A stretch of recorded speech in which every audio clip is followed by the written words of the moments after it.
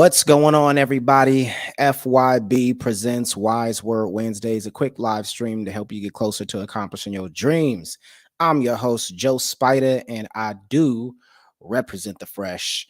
I want to start off by saying and thank you to each and every person who took time out of their busy schedules to watch this Wise Word Wednesday live recording. We are live today as we try to be every Wednesday. I think this is episode like 21 or something like that, maybe 2021. Each week, we're providing you with a Wise Word Wednesday. So I'm super excited about this. If you haven't already done so, please go ahead and subscribe to the Wise Word Wednesday YouTube channel. Just go ahead and click on your YouTube. Just go Wise Word Wednesday, hit that subscription button. We really appreciate that. Um, and I again want to say thank you, whether you're watching on Facebook Live, on YouTube Live, on X Live, or on Instagram Live, or whether you are listening to the recorded audio version on Spotify or on Apple Podcasts. I want to say thank you again for taking time out of your day to be here with us. Now, listen, I have a special guest with me this evening that's going to talk to you a little bit. I'm super excited. I've known this person for years. They have been super dedicated and committed to putting in work into not only themselves, but into their communities in a variety of ways. This individual has like workaholic doesn't even accurately describe the person I'm going to bring to the stage. And also, if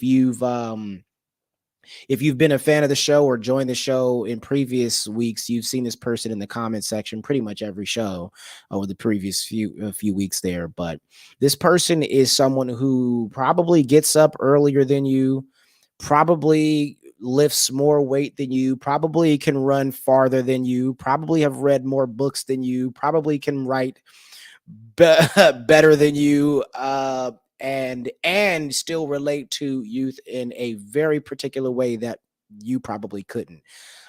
Ladies and gentlemen, I am bringing to the stage the good doctor, Dr. Chris Collins. How you doing, brother? I'm good, man. How's it going? How's it going? I can't complain, man. I appreciate you taking time out of your busy day. Why don't you do me a favor and tell the people, because I know that you recently got your doctorate and I'm super excited for you, but tell the people what it is that you got your doctorate in, and tell the people, where you just tell them about your academic history. I just got my doctorate in educational leadership from Sacramento State University. Just wrote a 340-page dissertation. So yeah, that's kind of the culmination of education, I guess. For me, I would say my educational journey began actually as a kid when I was younger. So my mom was a teacher, and my grandma was actually the first African American to graduate from UCLA Law.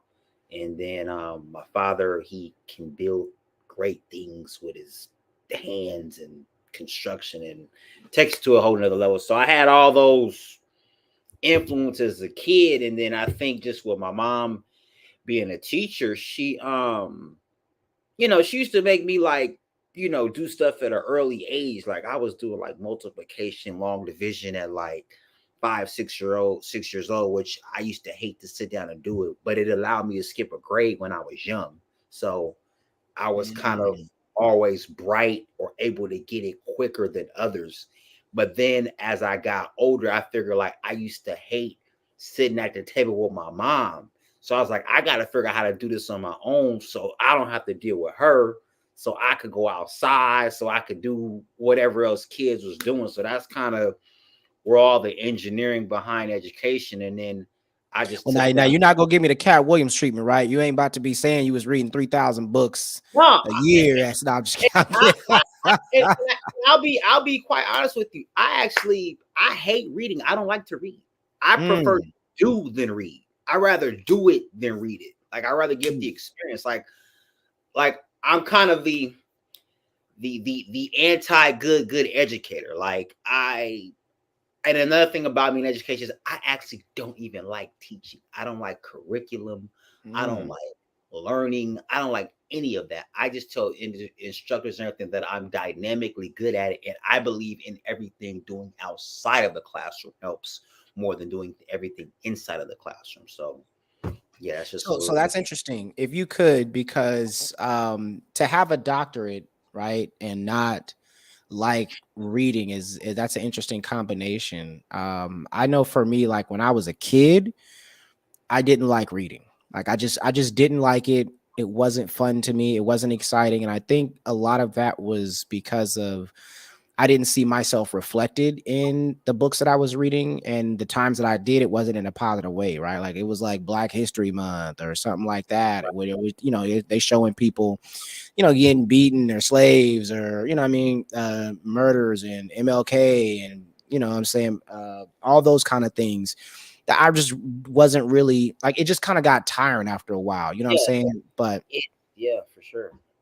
It can be tedious, and then I just know for me, I like to do. Like I could read and understand it, but if I can't like go do it, picture it, see it, touch it, get beat up, learn from it, grow, like I'm like, but I mean everybody's like, oh, I read this book or what book they like I'm out doing. Like you can read all you want, I'll go do it. So yeah. so I will say this though, as I got older and I started reading intentionally, right? Like there were I read my first book um probably like not like my first nonfiction book. Let me say that. I read my first nonfiction book cover to cover my senior year of college. Mm-hmm. You know what I'm saying? It was the Yeah. first time I read a book cover to cover, right? Right. Like that wasn't like a short story or something like that.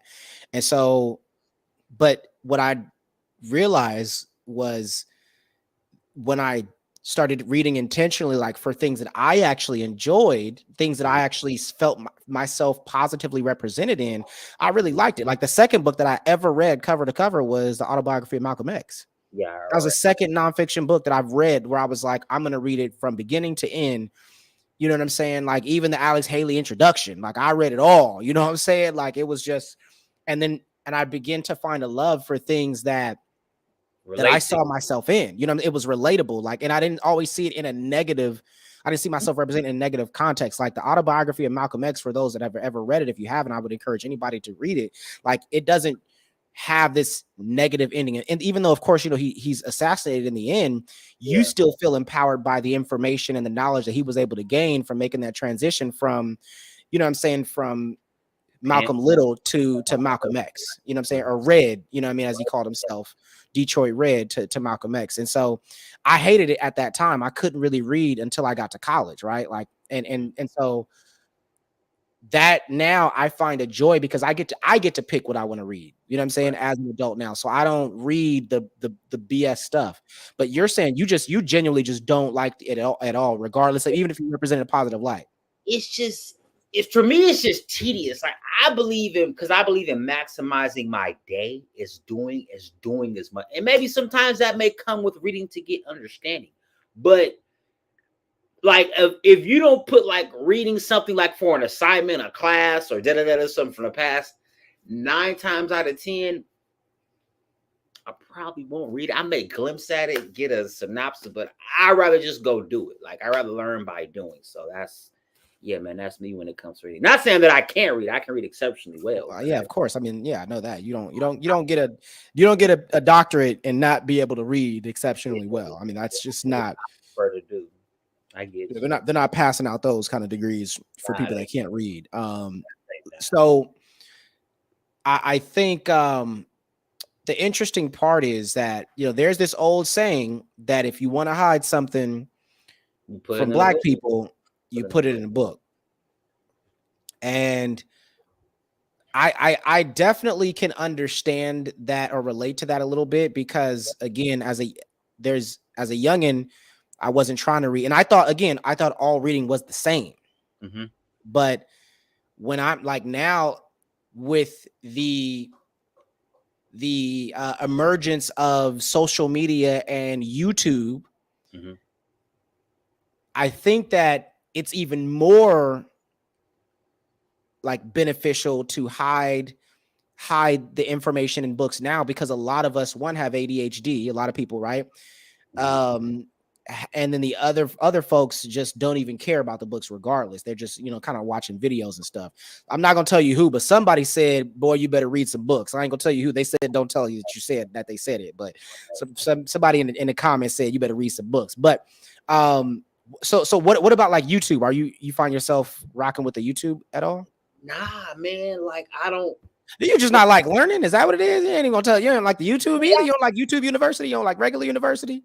See, the thing is, for me, like, if I want to go and learn something, and I'm like on a focused niche campaign, I'm like, just tell me what I gotta do. I'll look at it, analyze it, and go. But like, I mean, if it's something that I'm really interested or passionate in, then I'll go learn about it, which is just a few things. But I stick to that. I don't cloud my mind with or look into a lot of things, because I mean, what may work for one person may work for them. What may work for another person work for them. But I keep a very niche focused, just when it comes to all aspects of life. So I mean, if I'm on YouTube, I'm just maybe looking at Undisputed for 20 minutes and that's it. Undisputed. And another thing is, I don't even watch TV. Like, I don't even have a TV in my house. Like, I don't have a Interesting. TV. I don't have a TV. I don't own a TV. I'm rarely on social media. I'm doing, like, I believe in just Yeah. doing. Like, I Right. maximize my day, so I do. Now that's real. I respect that. I respect that. Another comment said that Dr. Collins is one of one. And then somebody else said you learn like a research scientist in the field. Respect that. That's what's up. So talk to me about the process of getting your doctorate. Talk to me about what you kind of had to go through, because it's not an easy road right now. And were you working during this process as well? I actually, yeah, crazy part about it. So, like, what even that? Like, I had no intentions of getting a doctorate. First of all, I had no intentions of getting a master's. I just wanted to be an EOP college counselor, just chilling. That was it. I just wanted to help the kids, bring them in, help them graduate. But I went on interviews all over California. I'm talking about as north is Humboldt down to San Diego. I seen you in interviews before. Like, keep it 100, like multiple. I was like, I wasn't gonna say it because it's not legally for me to. I'm not supposed to say all that. right, But all yeah, right, yeah. all right. I'm sorry, Well, no, sorry no, about it's fine for you. It's just not for me. I'm not able to. I'm sorry. I've seen familiar faces in places. So I'm just saying, like, I'd be like, man, like, and like I admit deans, and I didn't. So then when I just kept getting denial after denial after denial after denial, and I was like, you know what? I'm gonna get a doctor so that one day I'm gonna be in charge of everybody who told me no. And so that was the thing. And then quiet as kept, I applied to USC's EDU program twice. Didn't get in. Didn't get in. But I was like, okay, like, whatever, somebody in school. So I was like, you know what? I was like, let me go. Because my motto for school is, let me go where my overhead is low, because I know I can succeed in any classroom. So Right. I did my thing out in Fresno for like 12 years. And then I was like, well, SAC is cheap. I can, like, I know some people out there. I can get a roof. I can do what I do in the gym. So I was like, let me go to SAC, enroll. They let me in. And then kind of from there, just, kept it rolling. But like, I remember the first class, you get a cohort. So we was all in first class. And I knew there was more to it than what it was. Like, it was. And describe what a cohort is really quickly for those that don't know. Okay, so a cohort is when it's you and a group of students and y'all all going to all the classes together. Like, it ain't nothing like, oh, I got this class list and I got the next class for another two. No, it's y'all all in this same cohort. And y'all almost like a unit, family, whatever they want to call it, kumbaya. But the first class, I was like, this is too easy. Like, this is not. I just had a feeling in the back of my mind like this is gonna get crazy. So everybody's like, oh yeah, school's great, kumbaya. And I'm like, nah, there's got to be more to this. Second class, I thought about dropping out. Like, Why? I literally sat there, South Sacramento, because I was taking, and another thing, I took the whole program online. I moved to SAC to be in the classroom. but the pandemic hit. So I hate online classes. So I was sitting like, bruh, like if you quit, what are you gonna do? Right. Like where do you go from here? Like, so I was like, well, like I'm gonna just keep going until they kick me out. So I just kept going, kept going. Almost got kicked out twice. Survived that. I'm gonna keep going till they kick me out. Like you gonna have to get rid of me. I ain't gonna kick myself out. You gonna have to get rid It of was me. like the doctoral level is so much stuff that you just don't know. You're not exposed to. Like you're expected to know this, but you're like, wait, what is that? Like all these ologies, ontologies, epistemologies. Like I'm like, wait, and then it's a million theories, and this. I'm like, wait, like there's no slowing down. And then they Mm. tattoo your paper. It look like the Crips and the Bloods did it to you. And I'm talking about you could put your best effort in, but it may look like something on Slauson, like, and then you just be defeated. And then like the professors, it's more like a weeding out process more than trying to help you. And a lot of people can't survive that. And Right, right. it's it could be like a real face to face, like, are you as good as you say you are? So So yeah, it's similar to, and I know that no fraternities or sororities do this. They've banned this since like the 90s, but like it's like, kind of like similar to like the way the fraternities used to do way back in the early 90s and 80s and 70s, like hazing type deal. Like they're trying to like um, punish you through or get you through that kind of stuff. Is it something like I mean, that from an you could educational standpoint? kind of say it might be like old whatever hazing, but it's more like to say like I think it's more like it's like an endeavor where it's like, why are you here? Like, do you think you really can hang? Like, and everyone talks about the whole diversity, equity, inclusion, let these black, brown people, but like when you're in a realm or the highest level of something and you've never been exposed to something, and then someone's like, well, what is this? And there's like little to no room for error. You're like, am I really supposed to be here? Like, am I really? So it's more like a gut check time, and the people who are facilitating or giving you the information, they're like, either you know this or you don't. Like, we're not gonna hold your hand. We're Mm. not gonna walk you through it. Like, and then if it's on Zoom, like you on a time. It ain't no. Can I come to your office after? You gotta like book a session, hope they answer your question, and then you got to go back and do it all within a week's time frame, including Mm. work or whatever other. So it's a whole gambit, and you got to really, I'm talking about focus, zone out. You got to really like just be about it for like really. So tell me, what was some of the most challenging parts about it, about that process? I would say for sure the when it came to the statistics, like that thing looked like the program they had. It looked like something out of the Matrix, literally. Like I had never seen it's called a program called Strata. I had never seen anything like this. I'm talking about numbers to the M detail, and this is like almost like computer coding. You put one colon, a number, or anything off, and it's error. It looked like Neo fighting the dudes from the game, and it's like this is your grade. Like you have to pass this. Like I remember being up till 11:59, not knowing what I was doing, trying to pass this. Like I'm trying to get every saving grace to pass this class. Like I almost thought I wasn't gonna make it after that. Mm. Um, like it's that, and then I mean, for some other classes I didn't really. I think the second, just I think that statistics class and the second class was like it's gut check time. Like everything else, I was like, I can fend, I can do, I can make my way.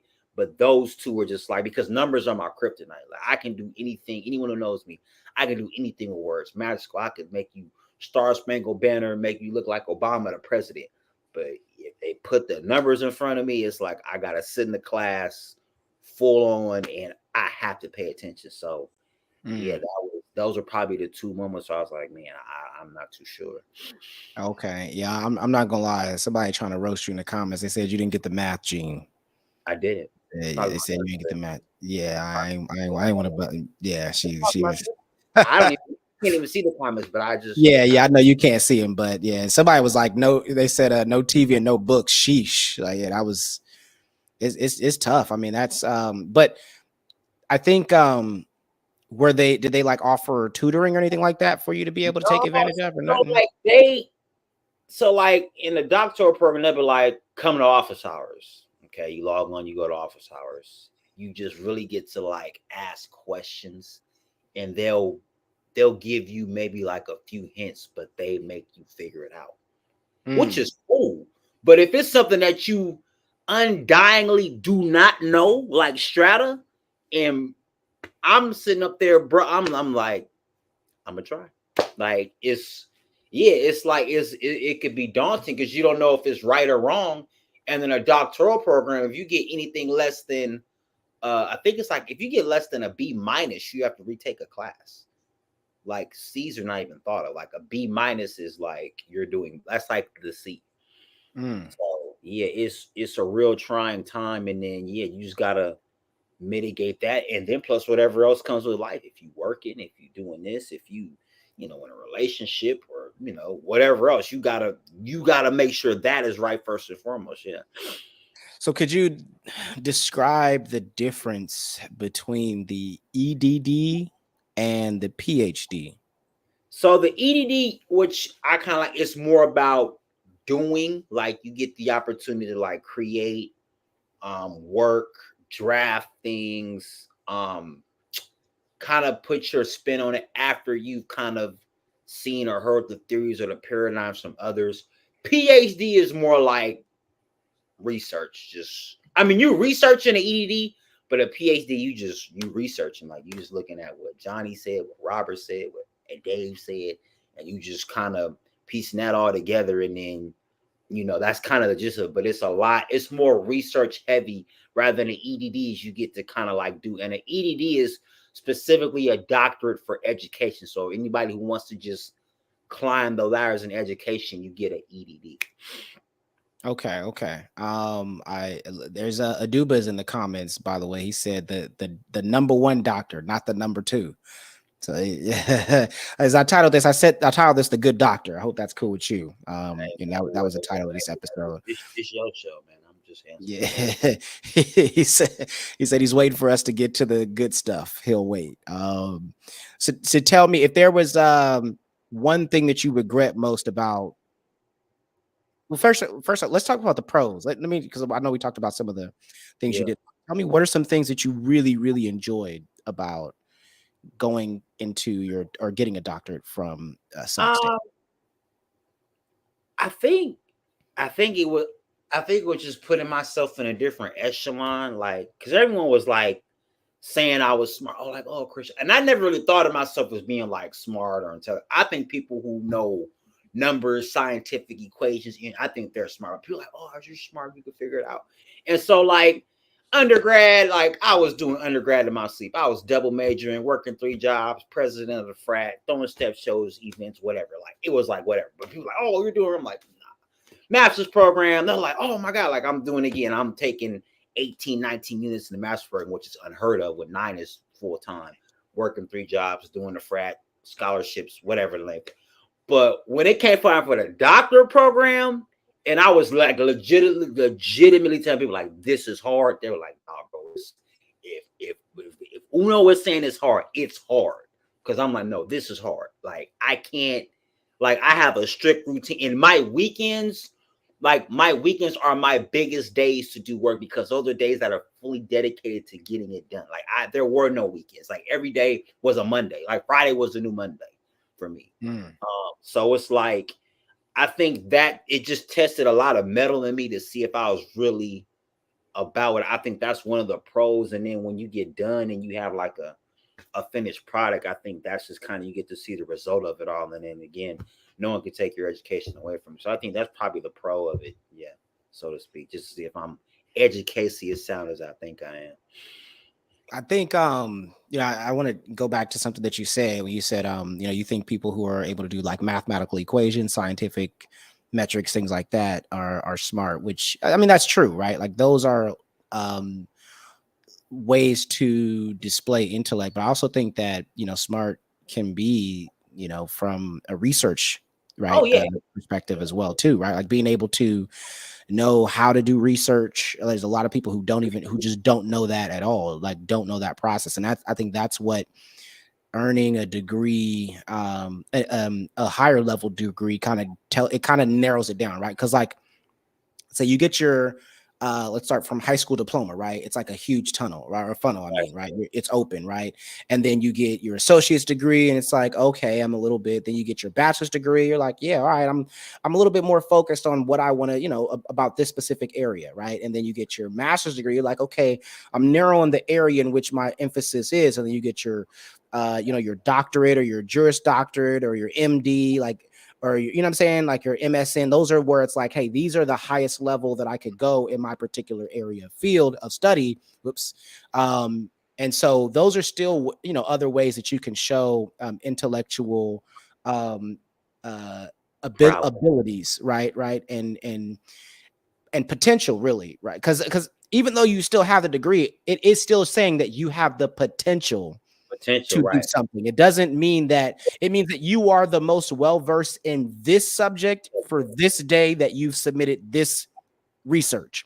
After that day, you are no longer the most knowledgeable about that, because that research that you just published, somebody Yeah, else read it and they critiqued it. You know what I'm and saying? Like, do and on they top of researched it, and go on top of it. So you're the most knowledgeable that day. So the degree kind of predicts what you've already, or demonstrates what you've already done, but it's also meant to help predict what you could do in the future for, i.e., an organization, a nonprofit, or i.e., a university, or i.e., a school that you might be working with, a K through 12 education school, a community college that you might be working with or for. So it's saying, like, how can you apply this research ability to this particular field that we have. So even though, like, again, math and science, and those are still great ways to show, but like, just like, someone that has a Juris Doctorate to become a lawyer, right, which is what you need, that type of education that you need to finish off to become a lawyer, an attorney.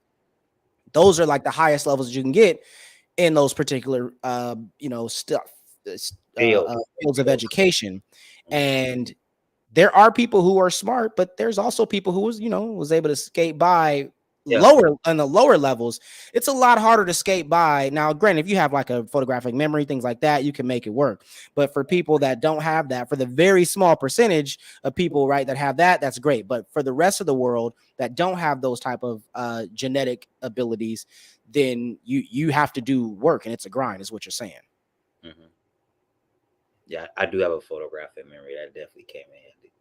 Ah, well, that helps right there. Well, that would explain it as well, how you're able to multitask in a variety of ways, and because having a photographic memory is definitely a cheat code to life. Yeah. How does that work for you? Uh, Explain to me the process of this so photographic what memory. I have the ability to do is, if I see like a name, a place, person, images especially, I could take like a visual, vivid photo of whenever it is. It could be time, place, age, no matter how long. And it's stored and it can be processed and it can reverberate upon either a notion of a sound, a color, an inference. If somebody says remember when, and then I can piece pieces together of the story, and then it comes along. Like it actually happened last week. I went back to Fresno 20 years ago, seeing somebody. It's like, yeah, you remember all that from 20 years ago? I'm like, yeah, got a photographic memory. So here's my I was watching on TikTok the other day, and there was a person who I honestly can't remember who, because I don't have a photographic memory, but I remember they said that because they have a photographic memory, they're very careful about what they read because they'll never forget it. That Is that, is, that, is that, could that be potentially a reason why you might not like reading? Is because, like, that it's that subconsciously, like it's going to be there forever. Well, I wouldn't say it's about it, but it's saturated in me. Like I remember my favorite book from like first grade. I never went to kindergarten. Was The Mouse and the Motorcycle by Beverly Cleary. Like I can remember that book from front to back. Like, but it's just it's an image thing. But I don't, like I told you before, I don't let a lot of things get in my head. Like remember you asked me, oh, you don't read or you don't watch TV? Like I could, but it's just that I guess for maintenance, the maintaining of the hardware or the visual focus to align myself with those things. I just, if it really pertains to me or if it's a moment or something important that I remember for almost golly forever. So yeah. Interesting. Okay. Yeah, I've definitely I think life would have been a lot easier for me if I'd had a photographic memory for sure. Because I definitely wouldn't have studied. No, I would have said it could have been harder for me. I'm not gonna lie, because I probably wouldn't have studied. I probably wouldn't have did nothing. I probably would have just read a book and been like, I'm cool. You know what I'm saying? And yeah, so God knew what he was doing when he didn't give me a photographic memory. I wouldn't have tried. I wouldn't have even tried. Um, but okay, so tell me, so you talked about the really filtering process that happens through getting, you know, your doctorate, right? They're trying to filter out to see who's really for it, who's really about it, who's, because I will say, like, when you go into like higher education, like if you're just in it for the degree in regards to like, I just want this piece of paper, you're gonna drop out pretty quickly. Yeah, Like yeah. it's not worth it. No, it's not, because you got to have some intrinsic buy-in mode, because it's gonna you'll get a lot of no's, like Yeah. especially black, brown, or BIPOC, whatever whatever the term they want to give it. And then I'll just say, because our cohort started with 25, only 19 of us made it, Mm, so we lost 6. yeah, that's real. So, yeah, That's real. they'll weed you out. So tell me, what made you decide to do the EDD as opposed to the PhD? Um, I think for me it was just like, because I heard that PhD was more like reading and research. So I was like, like, but I'm like, hey, let me just, I'm like, oh, another thing was, when I went to Sac State, they only had, or the CSUs, they have EDDs. They don't really have PhDs. That was nothing too, because remember, I was trying to keep the overhead low about where I went to school at. The CSUs are EDD based, so they had an EDD too. But I looked into both of them. One is more research and reading based, and one you actually research, you get to do when you get to kind of apply more via the EDD. So that's kind of just the cards fell that way, so to speak. Yeah. So from what I heard, it's basically like the PhD is more for people who are going into lecturing and teaching, which is, because PhDs, of course they both have research, but like it's a very different research, right? Where you're researching to publish, whereas to the EDD is kind of for working professionals, people that are doing it, like you said earlier, to climb the educational ladder, the professional ladder within education, with the educational doctor. So going more into like administration level, as opposed to the faculty level, which again, you can still be faculty with an EDD. Like I know when I was getting my master's, my thesis advisor had an EDD. She got her EDD and she became tenure faculty. You know what I mean? So it's definitely possible. It's just there's more requirements. There's certain requirements. So for example, like if at the CSU level, a lot of times like you have to publish 5 times within your first 5 years with a PhD to become tenure faculty, or to become tenured, right? Faculty. And so, but a lot of people's like, oh, 5 times in 5 years, once a year. That's not hard, but it is, because you have to do it is research, right? Like you have to do the research, then you have to analyze the research, analyze it, critique. You gotta basically do the whole process, and then somebody could be like, nope, we don't like it. Right. And then not only that, but then you have to find a publishing company that's going to publish it fast enough for it to even count, right? Like, because like you said, you could present the research and somebody could be like, I don't like it. But even if they say they like it, then you have to find somebody to publish it. And that publishing, there are times where publishing companies take months or sometimes even a year or 2 to publish their work. And again, you might have submitted it. Like, let's say you were hired in 2024. You might submit your first publishing, you might submit your first article or book to be published, and by the end of 2024, they might not publish it till 2026. Right. So that's one document that you submitted back in 2024. So there are a lot of people that have had their tenure, which is, and for those that don't know, a tenure is basically you being able to retain the rights to teach. You get priority to teach at that particular institution, which means they essentially can't fire you is essentially what it means. It's like you have job security essentially, or right? immunity. Yeah. Exactly. At an institution, which, I think there are pros and cons about that. Mixed feelings, but at the end of the day, that is what it is. And so there is a process, right? So it's like you go through 12 years of education, right? And then you go through four or X amount of years of education for undergrad.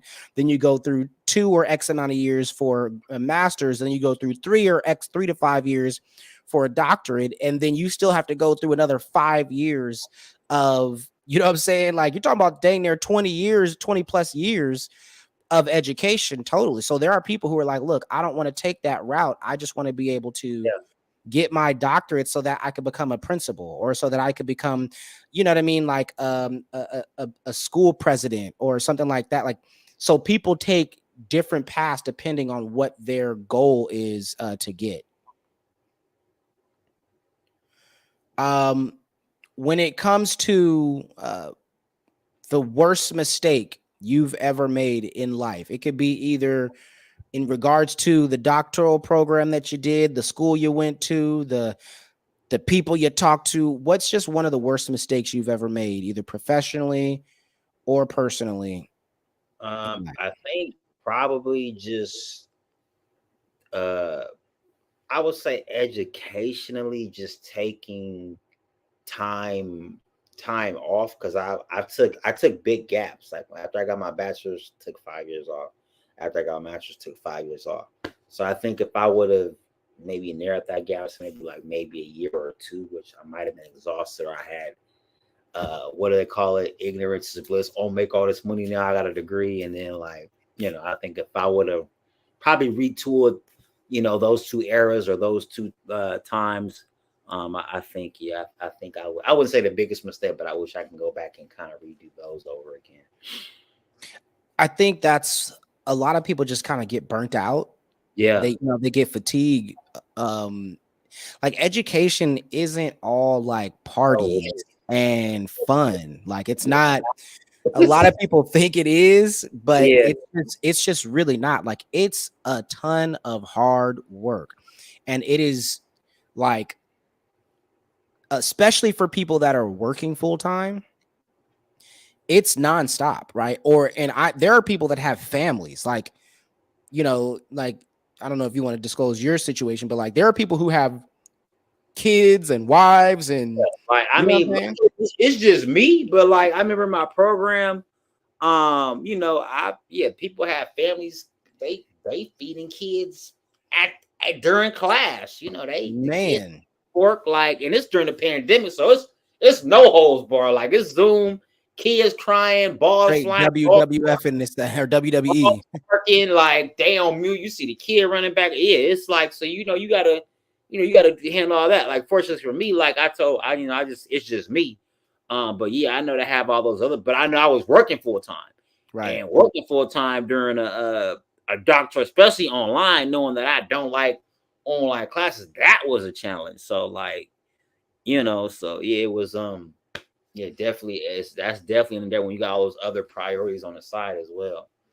Yeah, somebody, Stevie was in the comments. She said sometimes it's hella ghetto too. Sometimes education can be ghetto for sure. Like, you look at it, like, you would think that certain schools run a particular way that's super prestigious, or, you know what I mean, just super like high class. They don't be like that. You get behind the walls and you be So like, when you wait, get this behind the how y'all walls, doing it? yeah, it's a whole different ball game. Yeah.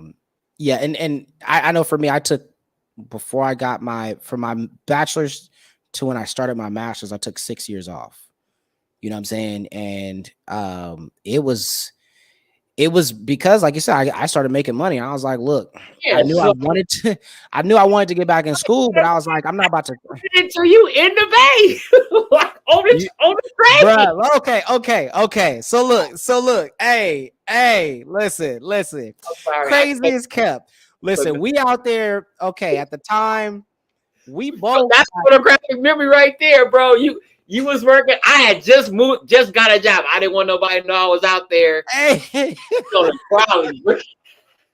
listen. I was living in Vallejo at the time.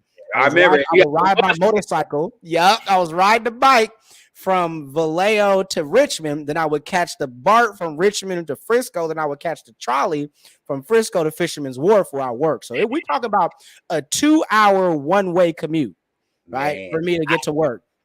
And that was my first week of work because I'm from LA. I ain't never used no Bay Area, nothing. So they told me taking shot. I pulled a Charlie. And I'm like, I look wait, at the bag. I said, working over here at the institute. I'm like, what? hey, and listen though, I think and that day we talked about how like listen, man, we trying to get in this system. We trying to get over there. Like We trying to get in the system, bro. Like, come on. Oh, that was 2015. 15, No, 16, because I had just graduated. But that was 8 years ago. 2016, bro. Oh, 2016. And long behold, we both years later ended up being in the system, bro. That's wild. That's crazy that you just thought. I forgot all about that. We definitely ran into each other. I got the memory. I mean, like it was yesterday. I'm like, bro, we both dressed up. I'm like, wait. You had the jacket on. The trolley was red. It was right there by the wharf. I'm scared because I'm going in. I'm out of Vallejo. I just parked the bike. I'm like, man, I'm over here going to the Tenderloin. I don't even know where that's at. I'm off of Van Ness. That's crazy. Yeah. But I think it also is, just a testament to hard work, right? Like to not giving up on the vision, not giving up on the goals that you set, because, this is 2016, 8 years ago now. It'll be, you know what I'm saying? Because by the end of that year, I was working, I remember we was both saying, we was like, bro, we got to get to SAC. Man. Was like, I was like, I don't know how to get there, but we got to get there somehow. And we made it happen. That's what happens when, you just understand who you are. You understand your purpose. You understand what you're supposed to do in life, because I'm not going to lie. Like, we had talked about it on the train. I was like, I hate what I'm doing right now. Like, I hate it. That commute. I said the same thing. That commute was hell, bro. I already know, man. I was already knowing. Oh man, I was out of shape. Like, bro. Oh man, it was a 4-hour round trip to get to work and home. Like, when I get home, I was tired. I just I eat something and go right to sleep and get up and do it all over again. So it was right now, West Oakland on 5th Street Bar, bro. I was out of my mind. It was tough, but I definitely. So I want to say, I definitely commend you for keeping it pushing, because I got to to MC your graduation. You know what I'm saying, which was pretty cool to be able to see you walk across that stage many years later. Now that I think about it, now we should have took a picture with each other in 2016. Bro, but we weren't thinking it. We were so scared and out of our mind, bro. We were just trying to survive the Bay. Like we probably couldn't even picture this right now. We was just trying to get to greener pasture. That's real talk. So I'm definitely proud of you for that. So tell me, since you've gotten your doctorate, what have you been doing, and have you been able to apply, whether it be the knowledge, any of the resources, or the experience in general to your new role? I definitely apply it to my new role. I'm a career counselor for a new company out of the East Coast known as Acceleration Academies. So we work with dropout students to get them back into high school and go to college. And so we're building a whole academy out here in Los Angeles. But I mean, you learn all the perspectives of the student, and then how the institution needs to kind of operate in their best interest, not only in the classroom, outside the classroom. You look at how you need to partner and work with other people, and how a lot of people have some of the same vested interests as you due to either requests, monies, funders, things of that nature. And then you just get a heightened sense of like, education, like I know what I'm doing. People like, what do we do now? Like, we'll do this, it'll work. So it gives you a bit more confidence in the workplace, especially when you're dealing with like issues, concerns, or things, or people are trying to kind of create the will with you, kind of just kind of get it, once you kind of go through like a doctor. So I'll say that's just how it helps. Do you feel like people have treated you differently since you got your doctorate, or like the way that you feel about yourself has kind of changed? Or yeah, let me just stick with that. Do you feel like people have treated you differently since you got your doctorate? You know what I mean? Or have you felt different since you got your doctorate? I will say, like I said, I forget sometimes that I'm a doctor.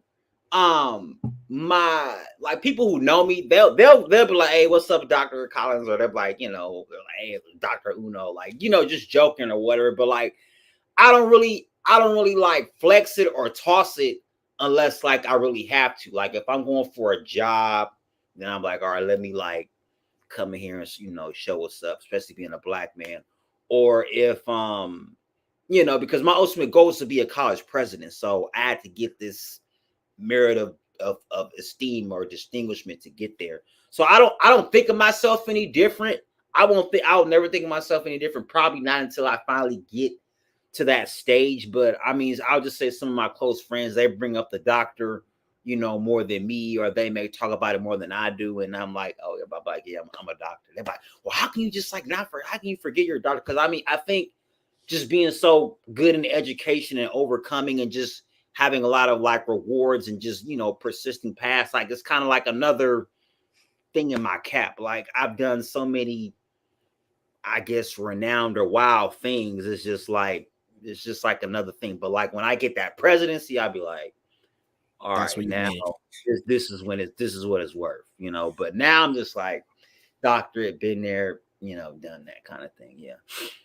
Okay. I mean, I feel like you're basically, because you have this long-term goal that you want to have, that you want to Yeah, do. You like, want yeah, to because complete. all, So all this all this gotta translate and pay off to that, or some representation to that. Like right. that's why I said, like I can do all this education, I can do all it, but if all this doesn't translate to real life endeavors for a greater echelon of life, it doesn't mean anything. So yeah.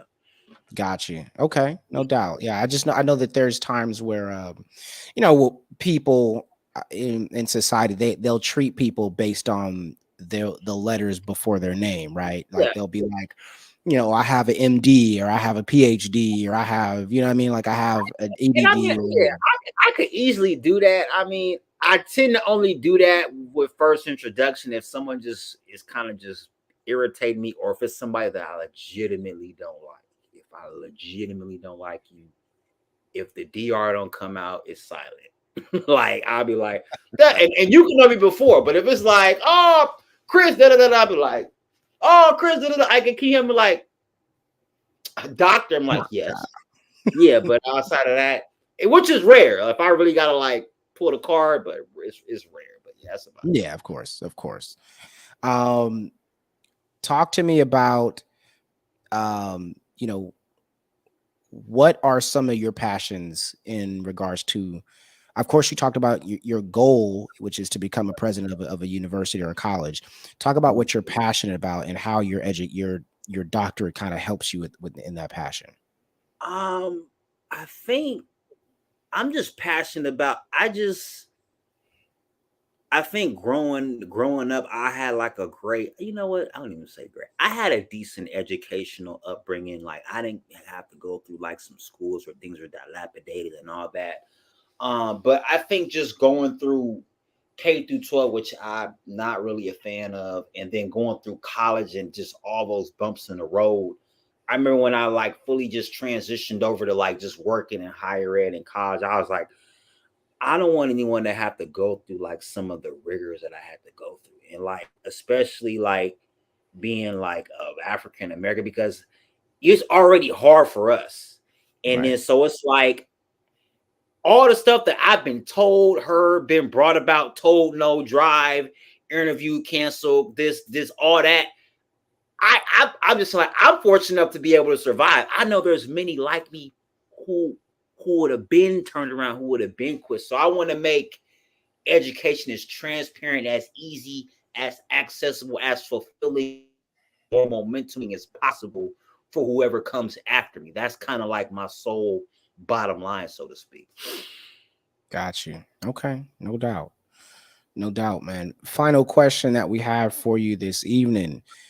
If there was a wise word that you could leave the audience with about anything in life that you think is important, what would that word be? And it doesn't have to be a word, it could be a phrase, it could be a sentence, something that you feel is important. Because, we've been doing Wise Word Wednesdays we're on our 7th year of Wise Word Wednesdays.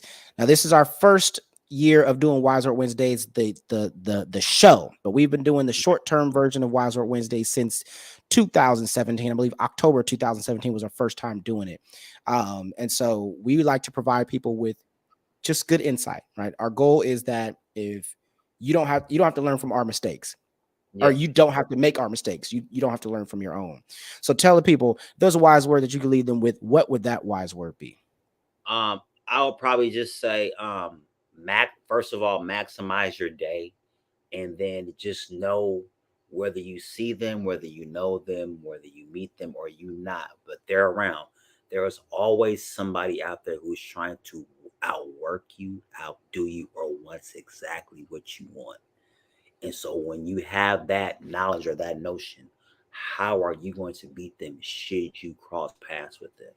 And so I think if you take that ideology into whatever you do, along with just maximizing your day, like going all out, like cutting out, like being disciplined, like adhering to what it is you got to do, I think those will give you some good productive results, especially at the top of the new year. Mm.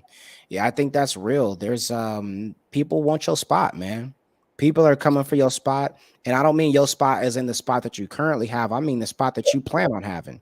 There's Yeah, people plant that are like, coming for that yeah, spot. there's someone who got what I got right now, and I gotta never met the man, never met the miss. I gotta figure out how to get what they got, and who knows how long that's gonna even take if I even get there. Right. Right. Yeah, it's this is what kind of one of those things where they say it's lonely at the top, right? Because everybody is looking up. You know what I mean? And you're the one that's, figuratively speaking, Hmm. looking down, because everybody wants that spot. If there's Yep. only one, Yeah. director, and then everybody else is associate director, assistant director, you know what I'm saying, employee, you know what I mean, all those type of things. But everybody looking up at you like, boy, it would be nice to have that title and that pay. You know what I mean? So you always got to be on the grind. And I think it's great coming from a person who doesn't have a TV in their house. I'm gonna tell you now, I got a couple in my crib. You know what I'm Yeah, saying? yeah. Sneakers and clothes. That's it. I live like an I undergrad. respect it. I respect it. But I also can say that, I've seen the work. Or I haven't seen, we've seen each other in the gym at 5 in the morning. You know what I'm Yeah. saying? We've seen each other literally at the gym Yeah. together, like, okay, you in here. The difference, I think, is that there's been times where I'm gone at 7. You still in that mug till Oh, like 9. You know what I'm I do saying? at And least you were there before me. yeah, I do at least 4 hours. That's minimum. And people are like, You oh, know what you I'm crazy, you saying? do. I'm like, there's somebody who's doing the exact thing, if not better. Then they're like, oh, you're David Goggins. I'm like, well, I gotta catch bro. Right. That's real. That's So real. yeah. So it's like, it's definitely a message that I can say that you're living by in regards to other people trying to outwork you. I consider myself to be a hard worker, but I also know that I do a lot of slacking in other areas. And so that's motivational for me, inspirational for me to keep on working, because it's, people see us, especially as black men, you know what I'm saying? Like it's black men aren't doing as bad as the media tries to make it seem like we are, because again, I know the data.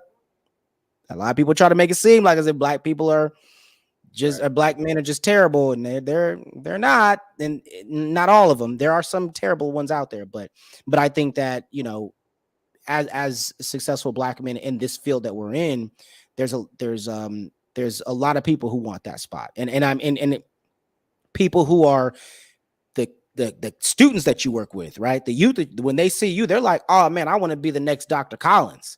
You know what I'm saying? Like that's what they're thinking. And so it's like you got to be aware because every student Yeah. from everywhere, they're looking to be where you're at. You know what I'm saying? I tell people, I say be better than me, but I'm a tough act That's to a follow. fact.